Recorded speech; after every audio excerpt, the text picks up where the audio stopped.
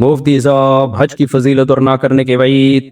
ایک روایت میں آتا ہے کہ جو حج جس پر لازم ہوا وہ حج نہ کرے تو وہ یہودی ہو کے مرے، عیسائی ہو کے مرے، مجھے اس کی پرواہ نہیں.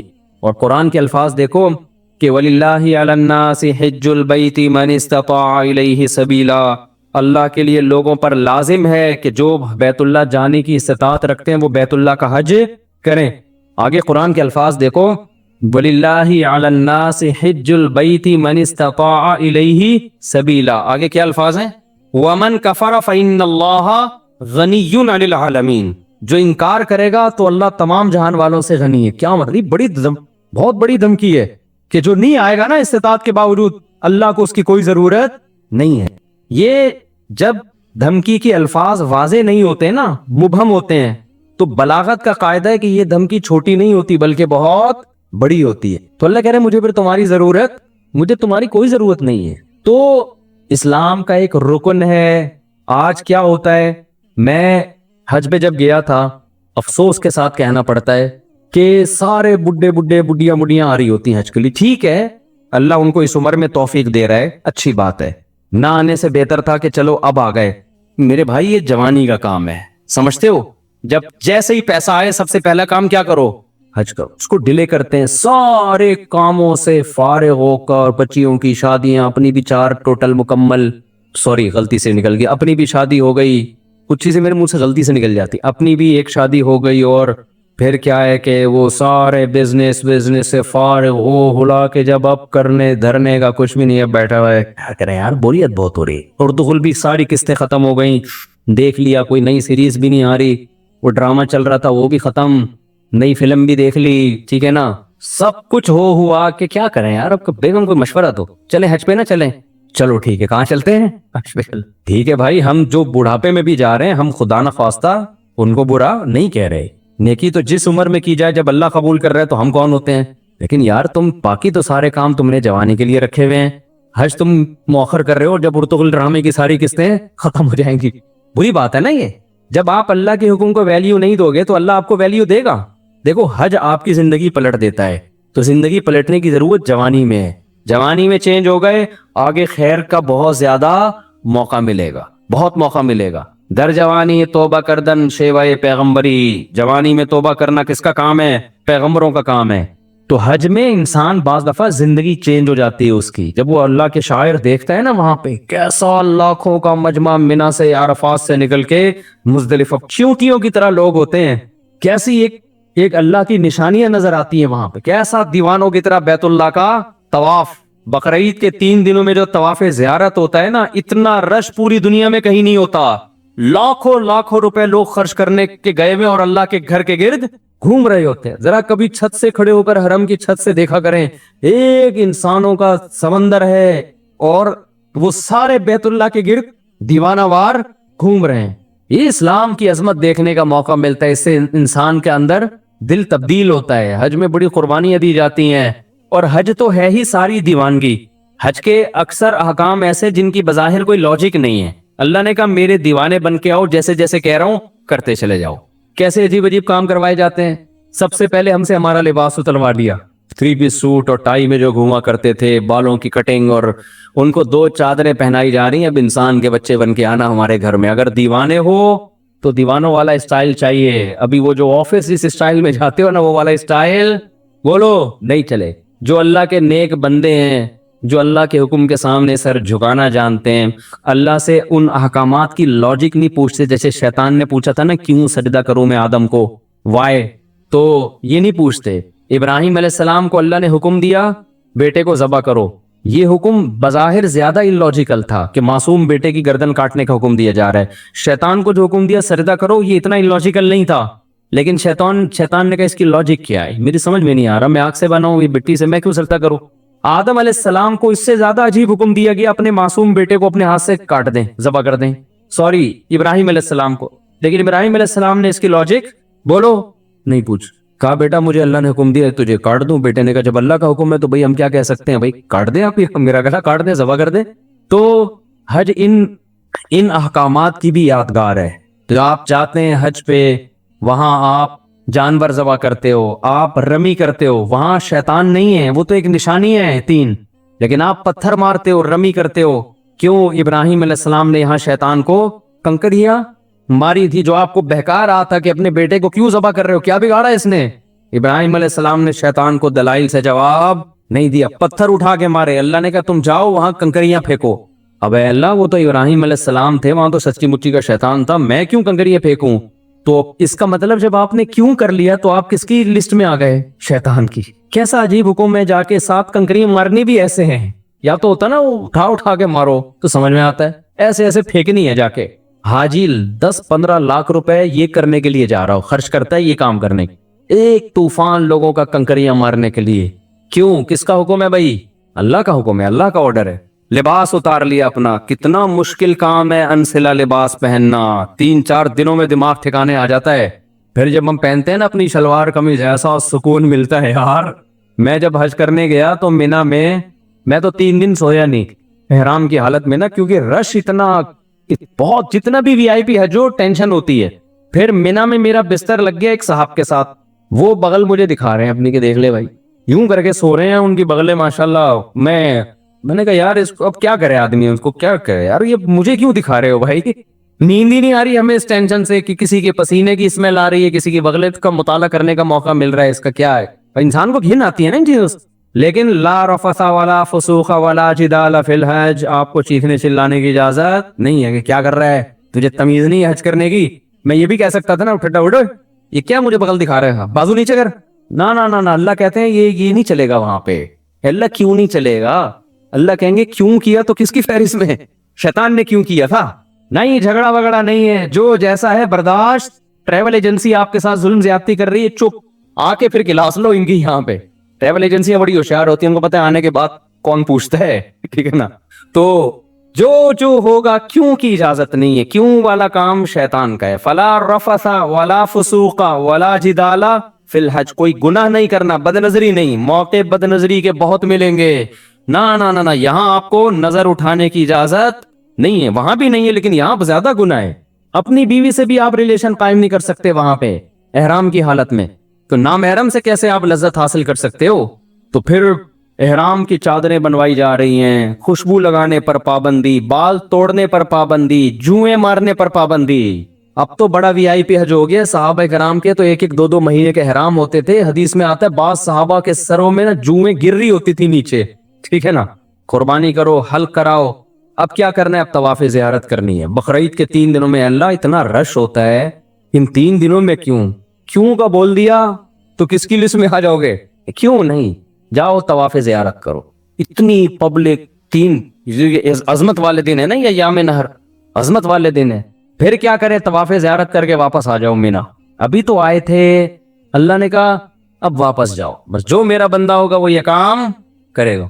آخر میں اینڈ کیا نکلتا ہے, پروٹوکول کیا ملتا ہے آپ کو؟ جب آپ نے اتنی قربانیاں دی, عرفات کا وقوف کیا آپ نے, عرفات میں لمبی دعائیں مانگنا سنت ہے, عرفات کا وقوف بھی کر لیا, قربانی بھی ہو گئی, اس کے صلے میں اب ہو سکتا تھا اللہ تعالیٰ حکم دیتا کہ اب میرے بندوں کو مفت کھجوریں بانٹی جائیں, میری طرف سے آرڈر ہے. نہ اللہ کہتے ہیں اب کیا ہوگا تمہارا ٹرینڈ, جو تھوڑی بہت پرسنالٹی دی بالوں کی وجہ سے, وہ بھی بولو, جب وہاں سے آؤ گے سر چمک رہا ہوگا. لوگ کہیں گے یہ کیا ہو گیا, آپ جاتے ہوئے تو آپ ایسے اتنے حسین نہیں تھے. کچھ لوگ یہ شیئر صحیح, لیکن یہ بات خوب سمجھ لیں, حج یا عمرے میں حلق کرانا, ٹرن کرانا ضروری نہیں ہے, قصر بھی کرا سکتے ہیں. ثواب 3 گنا زیادہ ہے حلق کرانے میں, سمجھتے ہو. لیکن قصر کرانا بھی کیا ہے, بال 1 پورے کے برابر چھوٹے کرنا بھی کیا ہے, جائز ہے.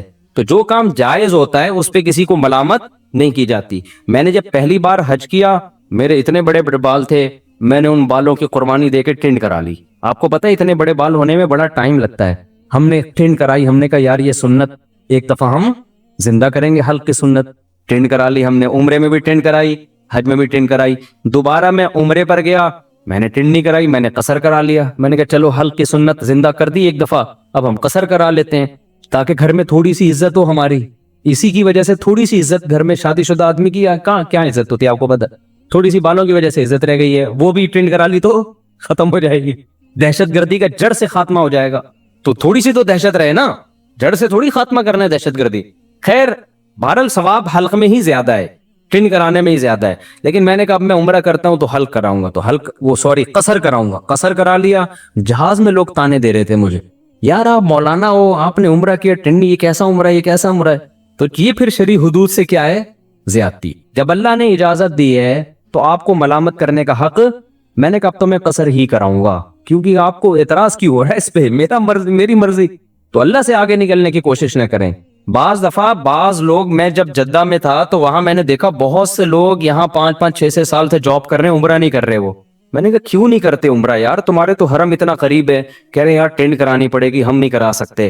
میں نے کہا قصر کرا لو یار. بعض لوگ ٹینڈ نہیں کرا سکتے, ان کو وہ کہہ رہے یار نہیں ہم نہیں, وہ کہہ رہے ہم ٹینڈ میں بہت عجیب سے لگ رہے ہوتے ہیں. تو جب اللہ نے آپشن دیا ہے تو چلو, میں نے کہا یار بالوں کی قربانی نہ دو, یہ تو اللہ نے اجازت دی ہے نا, تو قصر کرا لو. تو ان کو پتہ ہی نہیں تھا کہ قصر بھی ہو سکتا ہے. تو اس لیے آپ حج عمرے سے اس وجہ سے رک جائیں کہ ٹینڈ کرانی پڑے گی, یہ غلط ہے. عمرہ کریں ٹینڈ سے. اگر آپ کو بہت زیادہ نفرت ہے تو بہتر تو یہی ہے کہ کرا لیں, قربانی دے دیں اللہ کی خاطر. لیکن اللہ نے آپشن دیا ہے کس کا, قصر کا بھی آپشن دیا. ایک پورے کے برابر بال چاروں طرف سے کاٹ لیں تو بھی ٹھیک ہے. سمجھتے ہو تو آئندہ اگر میں گیا تو میرا ارادہ ہے قصر کرانے کا, کہ قصر کرا لوں گا. تو ایسا نہ ہو میں عمرے سے یا حج سے آؤں, آپ بولیں یار یہ تو ویسے جیسے گئے تھے ویسے, تو آپ کو اعتراض کا حق نہیں ہے. میرے بال, میری ٹنڈ, میری مرضی, میری جیب کے ریال پیسے, میں ٹنڈ کراؤں یا میں قصر کراؤں. ہو سکتا ہے ٹنڈ کرا لوں میں کہ یار قربانی دے دو, دہشت گردی کا جڑ سے خاتمہ کر دو, ایسی کی تیسی, بعد میں دیکھیں گے ہوتا کیا ہے. ہو سکتا ہے یہ بھی ہو جائے, ہو سکتا ہے قصر کر لیں. تو اپنے کسی کے ذاتی معاملات میں دخل انداز, کیونکہ میں پہلے جب عمرہ کیا نا, لوگ مجھے ہر آدمی یہ کیسا عمرہ ہے یار, آپ کے تو سر پہ اسی طرح بال لٹک رہے ہیں, یہ کیسا ہے عمرہ ہے یار, یہ کیسا ہے عمرہ ہے یار.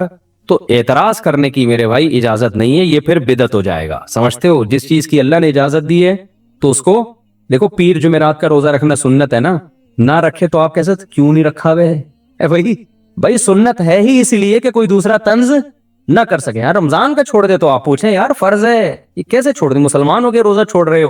سمجھتے ہو کہ نہیں سمجھتے؟ تو اس لیے میرے بھائی حج کے لیے پیسے جمع کیا کرو, حج پہ جایا کرو. یہ تو بڑی پیاری عبادت ہے, اس ایسی یونیک عبادت ہے.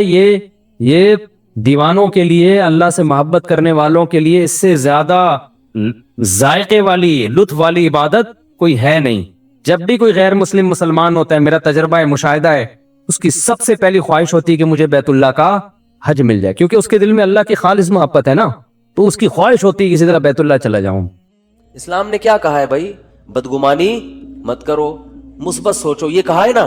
صحابی نے عرض کہتا ہے یا رسول اللہ, ایک صحابی نے دیکھا نا آپ کی کیا نیکی ہے کہ نبی نے آپ کو دنیا میں جنت کی بشارت دی. انہوں نے کہا کچھ بھی نہیں, رات کو سب سے دل صاف کر کے سوتا ہوں.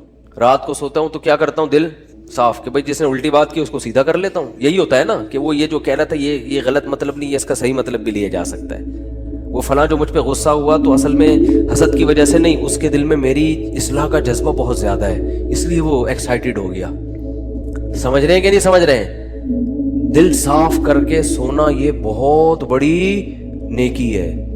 تو وہ کتنا زبردست لفظ تبلیغ والے بولتے ہیں, پازیٹیو کوشش کرتے ہیں نا. آپ سوچو کہ بھائی بڑے کا ادب اس لیے کیا جائے کہ اس کی نیکیاں آپ سے زیادہ ہیں, اس کی زندگی زیادہ ہے تو اس کو زیادہ نیکیوں کا ٹائم ملا ہے, تو غالب یہی ہے کہ نیکیاں اس نے آپ سے زیادہ کی ہوں گی. چھوٹے پہ شفقت یہ سوچ کے کی جائے کہ اس کے گناہ آپ سے کم ہیں. کیا ہٹو بچوں مثال ہے یا نہیں بھائی. وہ ہم پتہ کیا کہہ رہے ہوتے ہیں, یہ چھوٹا ہے اس کو کیا پتا, میری نمازیں بھی اس سے زیادہ, میری زکاتیں بھی اس سے زیادہ. یہ تو بھی بچہ ہے کل کا, ابھی تو اس نے کوئی قربانی دی نہیں ہے, میں نے ماں باپ کی خدمت بھی اس سے زیادہ کی.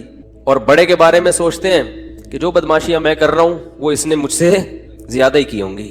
ٹھیک ہے نا, جو برائیاں مجھ میں ہیں, اس کی عمر 10 سال بڑی ہے تو 10 سال اس کے گناہ مجھ سے زیادہ ہیں. تو عقل کے لحاظ سے تو بات ٹھیک ہے, لیکن جب یہ ٹھیک ہے تو وہ بھی تو ٹھیک ہے نا کہ نیکیاں زیادہ کی ہوں گی اس نے. تو اسلام کہتا ہے کہ دوسروں کے معاملات میں آپ نے کیا سوچنا ہے, پازیٹیو, اس کی نیکیوں کی طرف توجہ اور اپنی خامیوں کی طرف توجہ, کہ میری برائیاں اس کی برائیوں سے زیادہ ہیں اور اس کی نیکیاں میری نیکیوں سے زیادہ ہیں. اس کا پتہ ہے فائدہ کیا ہوتا ہے, انسان ٹینشن لیس ہو جاتا ہے, ورنہ چڑھتا رہتا ہے بلا وجہ نا. آدھے مسئلے تو اسی وجہ سے پیدا ہو رہے ہیں, لوگوں سے نفرت کی وجہ سے, یہ اتنا برا, یہ اتنا برا, یہ ایسا کیوں, یہ ویسا کیوں, اسی سے ٹینشن میں آ رہا ہوتا ہے. تو اپنے آپ کو اتنا نیک سمجھنے کی ضرورت ہے ہی نہیں. کہتے ہیں کہ عزت ایسی چیز ہے جس کے حصول کی کوشش جس نے کی ہے نا اس کو نہیں ملی کبھی بھی, جس نے کوشش نہیں کی اس کو بہت مل جاتی ہے. تو ایک طریقہ تو یہ بتایا گیا کہ سوچو کیا پازیٹیو. دوسرا طریقہ بتایا کہ اپنے سے کمتر کو دیکھو, کہ جو آپ کو پیسے نہیں ہیں آپ کے پاس تو ان لوگوں کو دیکھو جن کے پاس اتنے بھی نہیں ہیں. ایک صاحب کا فون آیا, 5 سال سے بے روزگار ہوں, گھر میں بھی صلواتیں ہیں, باہر بھی صلواتیں ہیں, ٹینشن میں. میں نے کہا بھائی جان گھر تو ہے نا, چلو صلواتیں سننے کو مل رہی ہیں لیکن گھر والوں نے نکالا تو نہیں نا, چھت تو ہے نا. یہ جو فٹ پاتھوں پہ پڑے ہوئے ہیں نا ان کے پاس رات گزارنے کے لیے چھت میسر.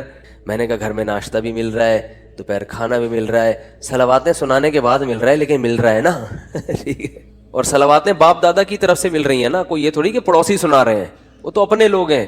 تو اس لیے میں لوگوں سے 2 باتیں لازمی کہتا ہوں کہ ہسپتالوں میں بیماروں کو جا کے دیکھا کرو, جو خطرناک بیمار پڑے ہوئے ہیں نا, کوئی فالج میں نظر آئے گا, کوئی ڈائلسس پہ ہوگا, کوئی کیا عجیب عجیب آپ کو بیمار نظر آئیں گے. دوسرا عیدی سینٹر کے مردہ خانے چکر لگا لو آج اس لیے کہہ رہا ہوں کہ پھر اگلے ہفتے تک بھول جاؤ گے. یہاں سے جب بیان کے لیے جاؤ نا, بیان سے فارغ ہو کے تو عیدی سینٹر کے مردہ خانے کو ذرا ٹچ کرتے ہوئے.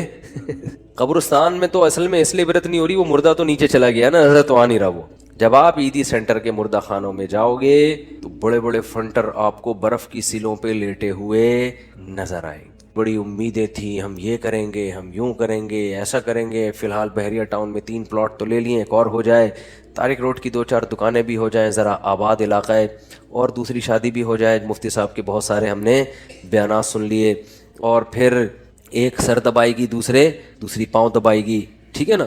ایک صاحب مجھے کہنے لگے میں دوسری شادی کا سوچ رہا ہوں کیونکہ میرے گھر میں بیگم جو ہے نا وہ کام کاج کرتی ہے, میری خدمت تو کپڑے وپڑے استری نہیں ہوتے, تو ایک اور آ جائے گی تو اس کا کام کیا ہو جائے گا, ہلکا ہو جائے گا, وہ استری کر دے گی یہ گھر کے. میں نے کہا میرا خیال ہے کوئی مریخ سے آیا ہوا آدمی ہے بھائی تو, کیونکہ اس زمین میں لوگ اس طرح کی باتیں, نارمل آدمی اس طرح کی باتیں نہیں کرتا. مریخ سے آیا ہوا ہوگا کہیں سے, اس کو پتہ ہی نہیں زمین میں. میں نے کہا تو کر کے تو دیکھ. کہہ رہے ایک روٹی پکائے گی, دوسری سالن پکائے گی. میں نے کہا ایک روٹی سے, جس بیلن سے روٹی پکاتی ہے نا, ایک اس بیلن سے تیرا سر دھونے گی, اور دوسری جس چمچے سے کھانا پکاتی ہے اس چمچے سے وہ چمچہ تیرے سر پہ چلائے گی. تو آپ کہتے ہو یا تو کبھی ترغیب دیتے ہو کبھی ڈراتے ہو.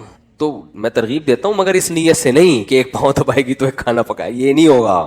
ہو سکتا ہے دونوں کو ہوٹل سے کھلانا پڑے لا کے, کہ تم چپ کر کے بیٹھ جاؤ, لڑو نہیں, خدا کا واسطہ کھانا میں پکاؤں گا. تو یہ سب چیزیں یہ سوچ کے کرنے کا کہتا ہوں میں. تو خیر, تو دو چیزیں اور بھی بہت ساری چیزیں اس میں. بنیادی چیز کیا ہے, بیماروں کو دیکھو, معذوروں کو دیکھو. میں ایک واقعہ سنایا میں نے پچھلے ہفتے, پتہ نہیں یاد نہیں مجھے سنایا یہاں نہیں سنایا. ابھی میں سفر تھا میرا اسلام آباد میں, تو وہاں ہمارے ایک جاننے والے ملے.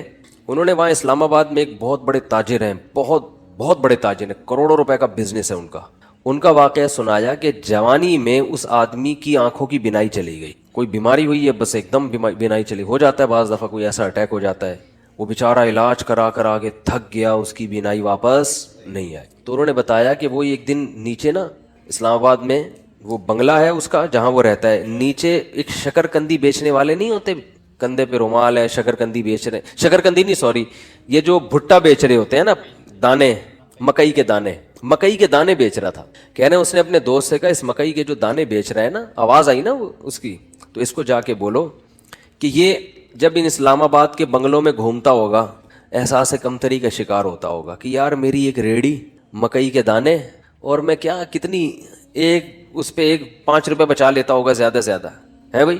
تو میں غریب آدمی ہوں اور یہ کتنے بڑے بڑے لوگ ہیں جن کے بڑے خوبصورت بنگلے, اور میں ایسا غریب. تو اس نے جس کی آنکھوں کی بینائی چلی گئی نا, اس نے کہا اپنے دوست سے کہ اس کو جا کے بتاؤ کہ تو اپنی آنکھیں مجھے دے دے اور میرا بنگلہ لے لے, اور یہ بھٹے کی ریڑھی کس کو پکڑا دے, مجھے پکڑا دے, میں اس پہ راضی ہوں. یعنی اگر یہ قدرت میں ممکن ہے, بہت مشکل ہے بات سمجھانا. یعنی اس کو بتایا کہ اس کو سبق دلاؤ کہ احساس کمتری کا شکار ہونے کی تجھے ضرورت نہیں ہے, تو مجھ سے زیادہ مالدار ہے, میں اپنی پوری دولت بیچنے کے لیے تیار ہوں اگر مجھے کہیں سے بینائی میری واپس لوٹ آئے. یعنی اگر قدرت مجھے یہ آپشن دے کہ بھائی تو اس مکئی بیچنے والے کی جگہ ریڑھی میں صدائیں لگا رہا ہے, دھوتی پہن کے اور پھٹے پرانے کپڑے پہن کے گھوم رہا ہے, ہم تجھے اس کی جگہ لے آتے ہیں لیکن آنکھیں مل جائیں گی, اور اس کو بنگلے میں لا کے بٹھا دیتے ہیں لیکن آنکھیں اس سے چھین لیں گے, تو सेठ ने कहा कि इसको बोलो कि मैं इस पे राजी हूं, लेकिन तू इस पे राजी नहीं होगा, तो इसलिए अल्लाह ने तुझे मुझसे ज्यादा नेमतें दी हैं। तो भाई शुक्र करना सीखो अल्लाह के बंदो, आज नाशुक्री बहुत हो रही है। हमारे हजरत मुफ्ती रशीद अहमद साहब रहिमहुल्लाह ताला, बहुत दफा ये वाकया सुना है, बस मुख्तसर बताऊंगा। 60 साल की उम्र तक इंतहाई गुर्बत में वक्त गुजारा उन्होंने, इंतहाई गुर्बत, और दारुल उलूम कोरंगी के शेखुल हदीस थे, जो सबसे बड़ा ओहदा होता है। ये जो लोग आज मौलवियों को सुबह शाम बुरा भला कहते हैं ना, इन अकाबिर ने, इन मौलवियों ने इस तरह पेट काट के दीन को बचाया है। समझ रहे हो, पेट काट काट के, इतने बड़े बड़े ओहदों पे भी तनख्वाहें नहीं है, ऐसे पेट काट के दीन को बचाया है। तो हजरत फरमाते हैं कि हमारे पास सुबह नाश्ते में अंडा खरीदने के पैसे नहीं होते, तो रोजाना दाल। एक दिन एक मेहमान ने कहा कि आपके जब भी आओ दाल ही पकी हुई होती है। हजरत फरमाते हैं हमने तो कभी सोचा भी नहीं था रोजाना दाल खाते हैं। उसने कहा कि रोज दाल पकी हुई होती है। तो हजरत ने फरमाया, मैंने कहा हलाल इतना ही मिलता है। हलाल क्या है, इतना ही मिलता है। तो हजरत फरमाते हैं उसके बताने से हमें ख्याल आया कि वाकई हम इतने दिनों से दाल खा रहे हैं। आप कह सकते हैं वो गरीब घर में पैदा हुए होंगे, ऐसा नहीं है। हमारे हजरत इंडिया का जो पंजाब है ना, लुधियाना, उसके जो चौधरी घराना होता है ना, बड़े वडेरे, उन घरों में पैदा हुए थे। वालिद साहब ठीक ठाक मालदार थे, गाँव के जो होते हैं ना बड़े वडेरे। मदरसे में आने के बाद क्या हो गए, क्योंकि मदरसे में तो कोई सोर्स ऑफ इनकम ही नहीं, इतनी छोटी छोटी तनख्वाहें मदरसे। अब तो फिर भी थोड़ी सी बेहतर हुई है, वरना अभी भी मदरसे के टीचरों की तनख्वाहें बेचारों की ऐसे ही होती है। इसलिए मदरसे के उलमा के साथ ताउन किया करें। समझ रहे हो कि नहीं समझ रहे? लोग देखते हैं बाज़ उलमा को बड़े लैंड क्रूज़र ये वो, उनको देख के लोगों को धोखा आता है, वो समझते हैं सारे ऐसे ही होते होंगे। जरूर थोड़ी सारे, वो तो बेचारे चंदे को अल्लाह माल दे देता है, बेचारे ज्यादातर तो गरीब ही होते हैं और मांगते नहीं किसी से। तो ये अवाम की जिम्मेदारी है कि वो उनके साथ ताउन करे, ताकि वो दीन के काम दिल जमी के साथ कर सके। लेकिन वो मांगते नहीं किसी से, और जो मांग रहे होते हैं वो सही, वो आलिम, जो भीख मांग रहे होते हैं ना लोगों से कभी, उससे वो फिर वो आलिम नहीं होगा, उसकी तहकीक करो।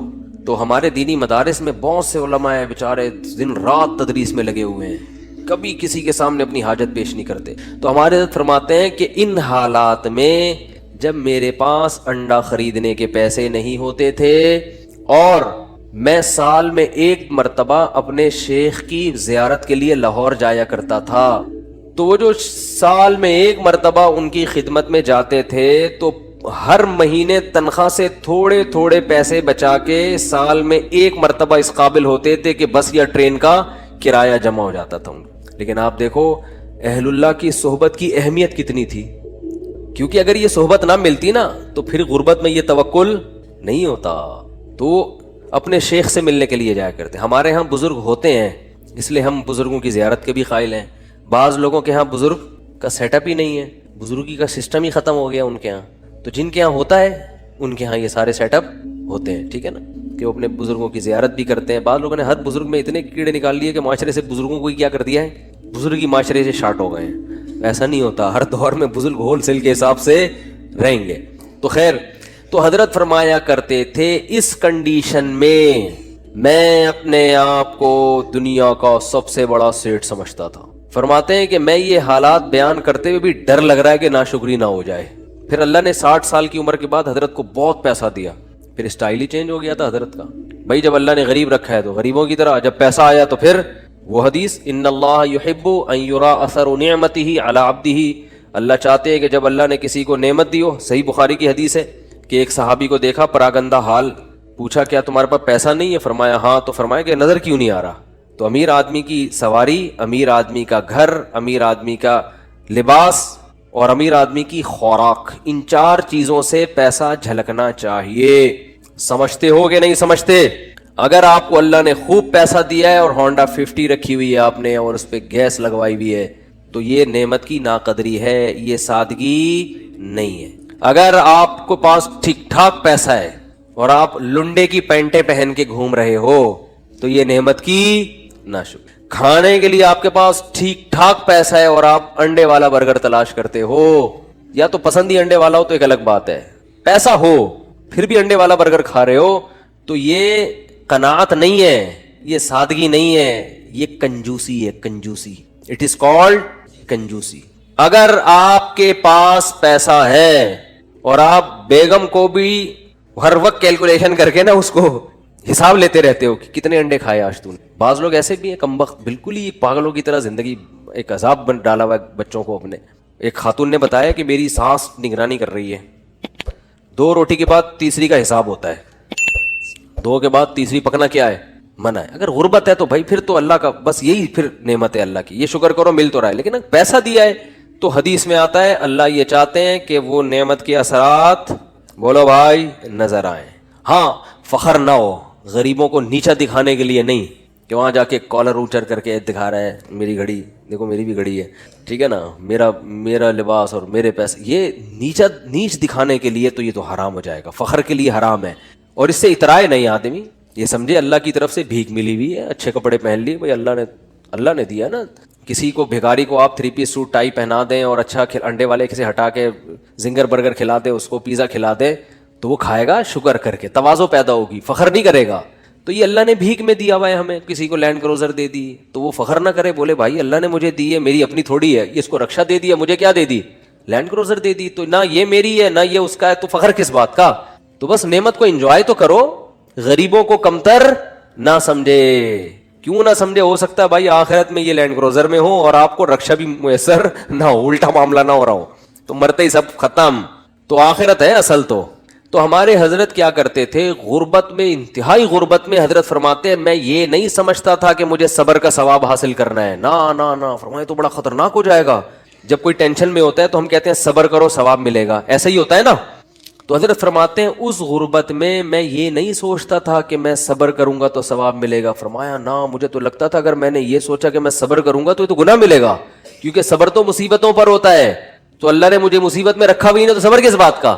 تو فرماتے تھے میں یہ سوچتا تھا کہ میرے اللہ کا اتنا فضل, وہ میرا 2 وقت روٹی مجھے دے دیتا ہے, 2 وقت کی روٹی مجھے بولو بھائی مل جاتی. فرماتے ہیں میرا گھر بھی ذرا غریب علاقے میں تھا, دور تھوڑا لوگوں سے, تو فرماتے ہیں میں سوچتا تھا بادشاہ ہمیشہ پبلک سے ذرا ہٹ کے رہتے ہیں, اسٹائل ہے ہمارا, پبلک میں نہیں رہیں گے, تھوڑا سا ہٹ کے, مزاج شاہانہ ہے نا.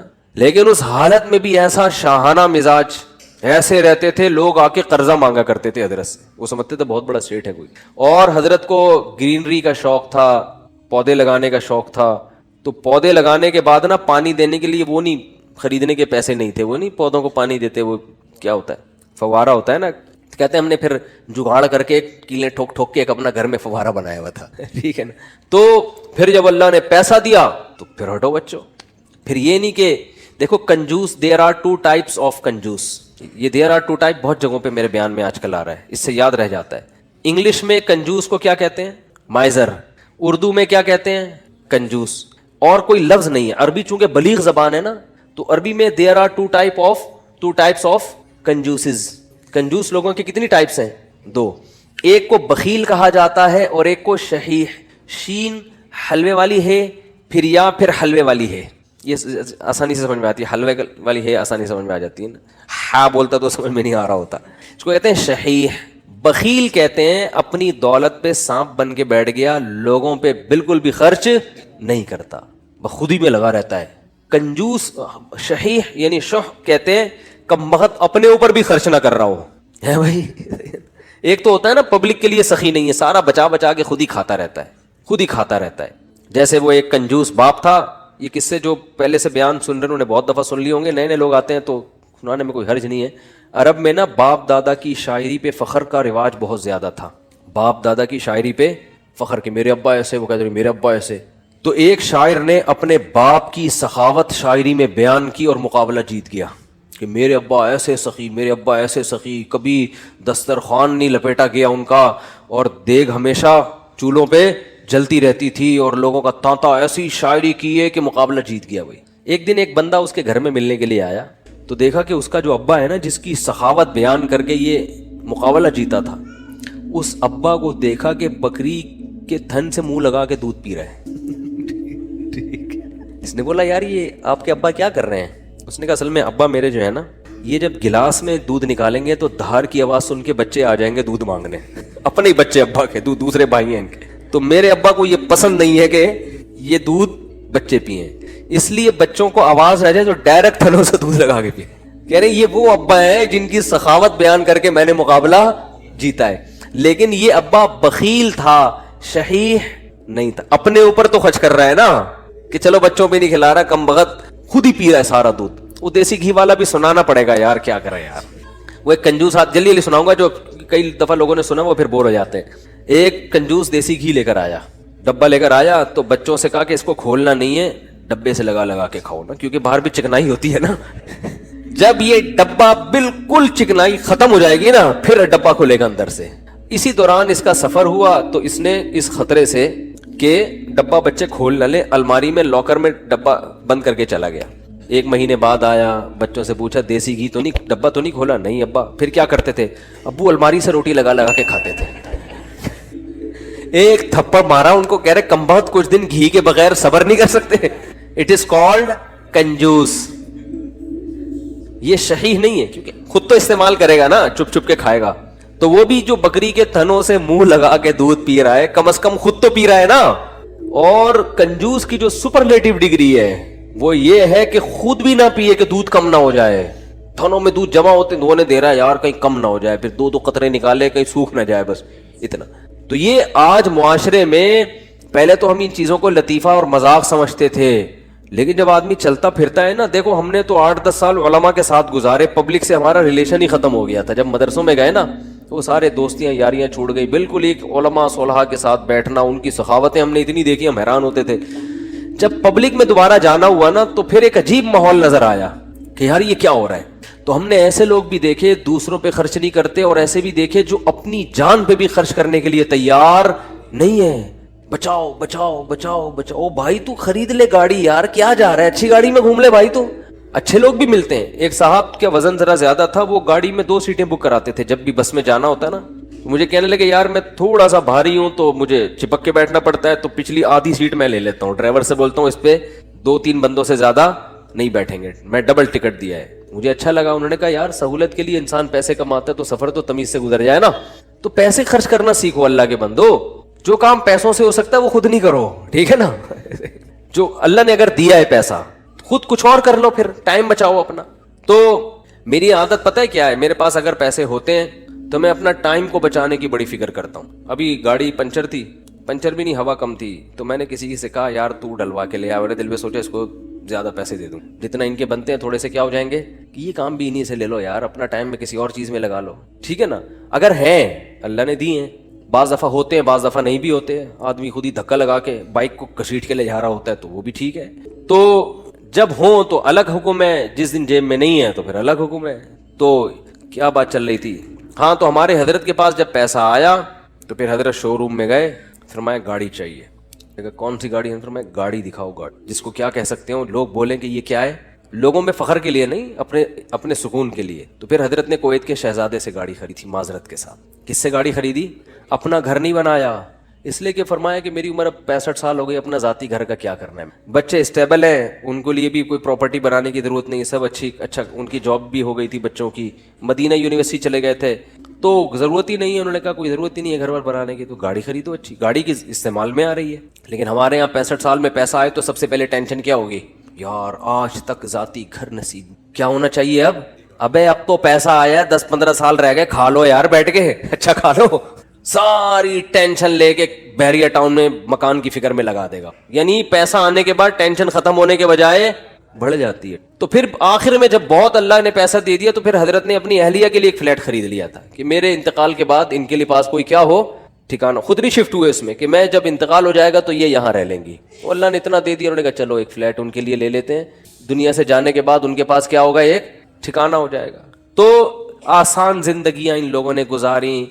तभी जब भी उनके पास जाओ, जब गुर्बत में तो भी खुश, पैसा आया तो भी खुश, एक जगह बहुत पैसा डूब गया तो कारोबार में लगाया तो भी खुश। इतनी सी कहते हैं ना पेशानी पे कोई लकीर आ जाए ना कि इतना। और उस दौर में जिन लोगों ने उस कारोबार में पैसा लगाया था उनमें बहुत से हार्ट अटैक से मर गए थे। ज़ियाउल हक के दौर में अलायंस का एक बिजनेस आया था, कंपनी थी, जो बड़े बूढ़े लोग हैं उनसे पूछें आप, इस्लामी मुजारबत के नाम से शुरू किया उन्होंने और लोगों के लाखों करोड़ों रुपए डूब गए थे। बहुत से लोग हार्ट अटैक से मर गए। हजरत ने उनका नाम शुहदाए अलायंस रख दी। फरमाया ये अच्छी शहादत नहीं है। अल्लाह पूछेगा क्यों जान दी? ए अल्लाह इस पैसे के पीछे टेंशन बहुत। तो अल्लाह कहेगा कमबख्त मुसाफिर खाना था, दो रोटी सुबह तुझे मिलती थी, दो रोटी, और इनको तो मालदारों को तो जिनके पैसे इतने डूब रहे हैं तो और ज्यादा लग्जरी लाइफ स्टाइल होता है, तो ज्यादा से ज्यादा घर बिक जाएगा तो किराए पे रह ले। अरे W11 में सीट ना मिले तो लटक के सफर कर लो यार, क्या जा रहा है, सफर ही है ना, आगे स्टेशन पे आगे अड्डे पे उतर जाना है। अब आपको चूंकि सीट नहीं मिली, अब आप गए ड्राइवर के पास, बोले अबे मुझे बस के नीचे दे के मार दे या गोली से मारूंगा। मुसाफिर खाना है मेरे भाई, बैठने की जगह मिल जाए बहुत अच्छा, नहीं तो लटक के देखो सफर समझते हैं ना, तो अंगूठा टिकाने की जगह मिल जाए ना, उस पर भी लोग सफर कर लेते। कंडक्टर से बोल लेते हैं तू बस हट जा थोड़ा सा, इतना सा पाँव टिकाने की जगह मिल जाए भाई, अगले अड्डे पे उतरना है। हमारे साथ तो ऐसा, हम तो जब आजकल तो मैं थोड़ा मशहूर हो गया हूँ तो कहीं जा नहीं सकता ऐसे, वरना W11 का जो मज़ा है वो अब अल्लाह जन्नत में ले जाए तो W11 में सफ़र ज़रूर करेंगे वहाँ पे। अब थोड़ा मशहूर हो गए तो वो सब पहचान जाते हैं, फिर एक बड़ा मसला हो जाता है। तो वरना हमने तो बहुत दफ़ा ऐसे सफ़र किया है, जा रहे हैं तो चलो जी सीट पे जगह मिल गई ठीक है, नहीं तो पायदान पे लटक के, नहीं तो पीछे खड़े हो जाओ, बस छत पे बैठ जाओ, एंजॉय करो ठीक है, कैसा मज़ा आ रहा था, छत पे बैठे हुए जा रहे हैं। तो कहाँ से कहाँ बात चली गई। तो जो मैं ये पूरा वाक़या इस पे सुना रहा था, हमारे हजरत क्यों अपने आप को इतना मालदार समझते थे, क्यों समझते थे, इसलिए कि हजरत फरमाते थे जो बेसिक बुनियादी ज़रूरतें अल्लाह ने पूरी कर दी, और बहुत सौ के पास तो ये भी नहीं है। घर तो है ना सर छुपाने को, चाहे किराए पर हो, है तो ना, बहुत से तो रोड पे सो रहे हैं। क्या हालात है लोगों के घरों में, जाके देखो पता चलता है कैसी खतरनाक खतरनाक बीमारियां लगी हुई हैं। तो इस्लाम ने हमें, जो मैं आयत पढ़ रहा था उसमें ये बताया कि तुम इस खुशफहमी में मत रहो कि जिस हालत में आज हो हमेशा उसी हालत में रहोगे, अल्लाह ने तुमसे ऐसा कोई एग्रीमेंट नहीं किया है। तो अब करना क्या है, अमल को फोकस करना है, अमल। तो अल्लाह ताला ने कुरान में क्या फरमाया कि किसी किताब में नहीं लिखा। हाँ, तो अब मसला यह है कि जिस खुशी में इंसान होता है उसमें अल्लाह को भूल जाता है वो। तो इसी खुशी में अल्लाह को याद रखना है। इसका फायदा ये होगा कि जब कोई टेंशन का मामला आएगा तो फिर अल्लाह आपको याद रखेगा। कैसे याद रखेगा, या तो वो टेंशन दूर कर देगा, या उस टेंशन में अल्लाह आपको सब्र की तौफीक देगा, हौसला दे देगा अल्लाह आपको। खुदकुशी के ख्यालात नहीं आएंगे आपके दिल में। पैगंबरों की सीरत उठा के देखें, कैसे कैसे गमों में जिंदगी गुजरी, मगर इन गमों में भी उन्होंने डिप्रेशन की गोलियां बोलो नहीं खाई हैं। हमेशा उनकी जबान से अच्छे अल्फाज निकल रहे हैं। आलमु मिनल्लाहि मा ला तालमून, मैं अल्लाह के बारे में वो कुछ जानता हूं जो तुम नहीं जानते। याकूब अलैहिस्सलाम कह रहे हैं। अय्यूब अलैहिस्सलाम ने बीमारी में ऐसा सब्र करके दिखाया, अल्लाह फरमाते हैं नेमल अब्द, क्या खूब बंदा था, क्या कितने खुशकिस्मत कि अल्लाह आखिरी किताब में आयतें नाजिल कर रहा है कि अय्यूब क्या खूब बंदा था, क्या खूब बंदा था। देखो अय्यूब अलैहिस्सलाम बीमारियों में, अगर बीमारियों में जिंदगी ना गुजरी होती तो इतने खूबसूरत अल्फाज उनके लिए आखिरी किताब में नाजिल होते। फर्ज कर लो सेहत में जिंदगी गुजर गई होती, तो गुजर तो गई ना, खत्म। अब बीमारी में गुजरी हो या सेहत में, जो चीज जो पास्ट बन गया वो अच्छा हो बुरा हो, अब इससे इंसान को कोई सरोकार नहीं होता, जो गुजर गई खत्म। तो सेहत में जिंदगी गुजरती इतना इनाम ना मिलता। अल्लाह फरमाते हैं नेमल अब्द, क्या खूब बंदा था। और अल्लाह ने अय्यूब अलैहिस्सलाम की ज़ौजा की भी तारीफ की बहुत ज्यादा। अय्यूब अलैहिस्सलाम जब बहुत शदीद बीमार थे ना, तो आम तौर पर क्या होता है, बेगम साहिबा खिदमत करती है, मेरे मियाँ क्या हो गए, बीमार हो गए, कोई बात नहीं, एक दिन खिदमत, दो दिन खिदमत, उसके बाद कहेगी भाई जान छुड़ाओ, मेरी क्या हो गई है, बोलो ना, शादी हो गई। आजकल मार्केट में जो मेरा बयान खवातीन सुन रही हैं उनके अलावा की बात कर रहा हूँ, उनके साथ यही मसला हो रहा है कि मियाँ बेरोजगार हो गया, बीमार हो गया, तो अब भाई जब शरीक हयात का मतलब क्या होता है, जिंदगी भर आपके साथ शरीक। निकाह में और जिना में तो यही फर्क है ना बुनियादी। शरीक हयात का मतलब ये है क्या, खुशी और गम में आपके साथ, आप भी उसके साथ। देखो शादी से पहले कोई फॉल्ट सामने आ गया, नहीं करो शादी, आपको इख्तियार है। जो फॉल्ट शादी के बाद पैदा हो रहा है वो तो फिर आपकी किस्मत है ना। अरे औरत की शादी हुई मियाँ से, अगले दिन एक्सीडेंट हुआ, लंगड़ा हो गया, तो हो गया, वो किस्मत है, बर्दाश्त करो, क्या ख्याल है, ठीक है ना। यार समझ में नहीं आ रही बात। देखो एक आदमी ने निकाह का पैगाम भेजा, पहले से पाँव से माजूर था, तो औरत लड़की वालों ने इस बेस पे रिजेक्ट कर दिया। उनका हक है, कर सकते हैं, लेकिन बिल्कुल सही फिटफाट रुखसती भी हो गई। अगले दिन खुशी में बाइक मिलियाँ लगाता हुआ जा रहा है कि मेरी शादी हो गई और रुखसती भी हो गई। हो सकता है गिरे, टांग की हड्डी टूट गई। اب یہ تھوڑی کہ عورت کھلا لے کے بھاگ جائے کہ میری تو لنگڑے سے شادی ہوئی ہے. شادی ہو کے لنگڑا ہوا ہے لنگڑے سے شادی نہیں ہوئی. اس طرح آپ کی شادی ہوئی, پہلے سے پتہ چلا بیگم کے ساتھ یہ مسائل ہیں, نہ کرو شادی بھیا. آپ کس نے کہا؟ صحیح تھی, نکاح کے بعد بیماری ہو گئی, ٹھیک ہے نا, کوئی مسئلہ کھڑا ہو گیا, تو اب عزت دار آدمی اس بیس پہ ڈیورس نہیں دیتا, بلکہ دعائیں کراتا ہے. مولوی صاحب میری زوجہ کے لیے دعا کریں اللہ صحت عطا فرمائے, اولاد نہیں ہو رہی دعا کریں اللہ صحت عطا فرمائے, ٹھیک ہے نا. زبان میں لکنت پیدا ہو گئی ہے, دعا کریں اللہ. تو میں تو ان کو کہتا ہوں اگر لکنت پیدا ہو گئی ہے تو بڑا فائدہ ہے تمہارا, کیونکہ جتنی دیر میں وہ برا بلا کہے گی نا اتنی دیر میں آپ کام نمٹا کے آ جاؤ سارے, ٹھیک ہے. وہ ابھی اسٹارٹ لے گی آپ کو سمجھانا, اتنی دیر میں آپ کیا کرو, ذہن تیار کر کے آ جاؤ کہ یہ الٹا سیدھا بولنے والی ہے تو برداشت کرنا ہے. تو وہ اچھا اس پہ بھی ایک دو تین چٹکلے لیکن وہ زیادہ ہو جائیں گے. تو اب مسئلہ یہ ہے کہ عزت دار آدمی کیا کرے گا, اس کو اپنی قسمت سمجھ کے برداشت. ہاں اختیاری فالٹ ہے تو ایک الگ بات ہے نا, قدرتی فالٹ نہیں ہوا بلکہ اپنے اختیار سے کچھ غلط کر رہی ہو تو ایک الگ بات ہے. بھئی یہ تو قدرت کی طرف سے اس کی ٹانگ ٹوٹ گئی, اس کو لکوا ہو گیا, اس کو فالج ہو گیا. تو آج تک یہی ہوتا آ رہا ہے, ہم نے دیکھا ہے بیوی کو فالج ہو گیا تو مرد اب اس کو رکھ رہا ہے, بھائی اس کی خدمت کر رہا ہے, علاج کر رہا ہے, لوگوں سے دعا کروا رہا ہے, یار میری بیگم کے لیے دعا کرو. ایسے موقع پہ عزت دار آدمی طلاق نہیں دیتا, وہ کہتا ہے بھائی اب برداشت کرو یار, میری قسمت ہے. تو عورت بھی برداشت کرتی تھی پہلے زمانے میں, آدمی بھی برداشت کرتا تھا. اب دونوں نے برداشت کرنا چھوڑ دیا ہے. کیوں؟ دنیا ہی کو اصل بنا لیا ہے. سارے مزے کہاں اڑانے ہیں؟ دنیا میں. اب دنیا کو ہی اصل بنا لیا ہے تو اب بس ہر چیز کیا ہونی چاہیے؟ پرفیکٹ, ایک دم موقع کی رپورٹ ہونی چاہیے ہر معاملے میں. تو یہ تو بھائی گوروں کا نظریہ ہے, یہ مسلمان کا نہیں ہے. تو میں ایوب علیہ السلام کا بتا رہا تھا کہ وہ شدید بیماری میں, وہ بیماری کیا تھی اس کا تفسیر میں کوئی ذکر نہیں ملتا نہ حدیث میں, بس کوئی بہت سخت بیماری تھی جس میں بہت طویل عرصے مبتلا رہے ہیں. تو اللہ نے ان کی زوجہ کی بھی کبھی خیال کیا. ان کی زوجہ نے اپنے میاں کی کئی سال خدمت کی, کئی سال خدمت کی. تو اب کیا ہوا کہ ایک دن خدمت میں تھوڑی سی کوتاہی ہوئی تو حضرت ایوب علیہ السلام کو غصہ آ گیا, اور انہوں نے کہا کہ میں اگر ٹھیک ہو گیا نا میں تجھے 100 ڈنڈے ماروں گا. صحیح ہے نا, کیونکہ بیمار آدمی چڑچڑا ہو جاتا ہے نا, تھوڑا سا اس میں برداشت کم ہو جاتی ہے. اب بیچاری بیوی اتنی خدمت کر رہی ہے لیکن تھوڑی سی کوتاہی ہوئی تو ان کو غصہ آ گیا. انہوں نے کہا کہ اللہ کی قسم میں ٹھیک ہو گیا تو 100 ڈنڈے ماروں گا. تو اللہ نے ٹھیک کر دیا. اب پیغمبر پریشان کہ اتنی نیک بیوی جس نے اتنی خدمت کی, وہ کہ اس کو 100 ڈنڈے ماروں گا, تو بولے کہ ٹھیک نہ ہوتے تو ہی اچھا تھا بھائی, ٹھیک ہے. تو قرآن کے الفاظ دیکھو, خذ بیدک ضغثا فاضرب به ولا تحنس. اے پیغمبر آپ قسم بھی نہیں توڑ سکتے, آپ تو پیغمبر ہیں, اور بیوی اتنی نیک ہے اس کو مارنے کی اجازت نہیں ہے, اس کو آپ نے 100 ڈنڈے نہیں مارنے. اب قسم پوری کرنے کے لیے ایک جھاڑو لیں جس میں 100 تنکے وہ ایک ہی دفعہ لگا دیں. ویسے تو ایک یوں کر کے بھی لگانا بھی وہ ہے, لیکن جب بیوی کو پتا چلے گا اللہ نے میرے لیے میرے میاں کو یہ ہیلا بتایا ہے تو یہ جھاڑو لگانا یہ عزت دی جا رہی ہے. یہ کس کی طرف سے ہیلا بتایا جا رہا ہے؟ بولو بھائی, اللہ کی طرف سے. آج بہت سے لوگ کہتے ہیں قرآن و حدیث میں ہیلے بالکل بھی نہیں ہے مولویوں نے. بھائی ہیلوں کی بھی 2 قسمیں ہوتی ہیں, ایک جائز ہیلے اور ایک ناجائز ہیلے. ایک صاحب ٹی وی میں آ رہے تھے رمضان میں, وہ کہہ رہے تھے مولویوں نے ہیلے ویلے بہت نکالے ہوئے ہیں, ہر چیز کا ادھر سے ہیلا ادھر سے ہیلا, اور یہ سب بنی اسرائیل نے بھی ہیلے کر کے مچھلیاں پکڑی ہیں. تو میں نے کہا یار میں ان کے سامنے بیٹھا ہوتا تو میں کہتا آپ کو بنی اسرائیل کے ہیلے تو ذہن میں آ رہے ہیں جو اللہ نے خود ایوب علیہ السلام کو ہیلے بتائے.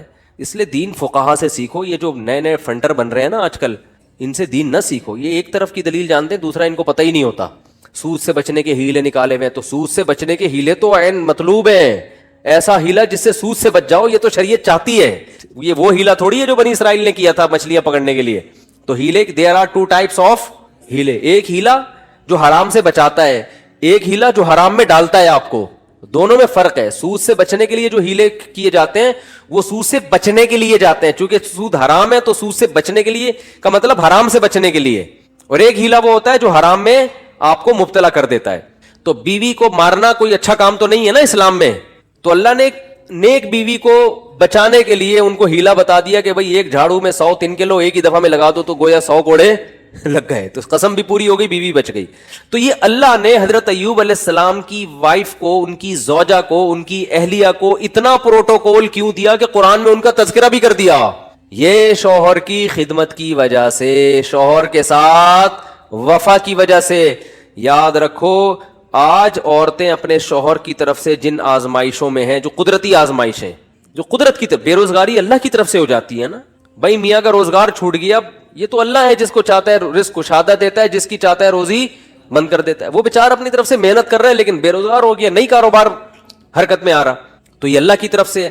خود سے نالائق ہو تو ایک الگ بات ہے, اللہ کی طرف سے جو آزمائشیں میاں پہ آئیں تو عورت کو چاہیے ان آزمائشوں میں اس کا ساتھ دے, اسے ذہنی ٹارچر نہ کرے. کیونکہ بے روزگاری کی بیماری اتنی, بے روزگاری کا عیب اتنا بڑا نہیں ہے جتنا اس بیماری کا عیب ہے جس میں ایوب علیہ السلام مبتلا ہوئے تھے, کیونکہ اس میں تو کمانا ممکن ہی نہیں تھا اور اوپر سے خدمت بھی. سمجھا پا رہا ہوں اپنی بات کہ نہیں سمجھا پا رہا؟ اس میں خدمت بھی. تو وفا کرنی چاہیے, وفا. اور یہ جب تک آخرت سامنے نہیں ہوگی ان میں سے کوئی بھی کام نہیں.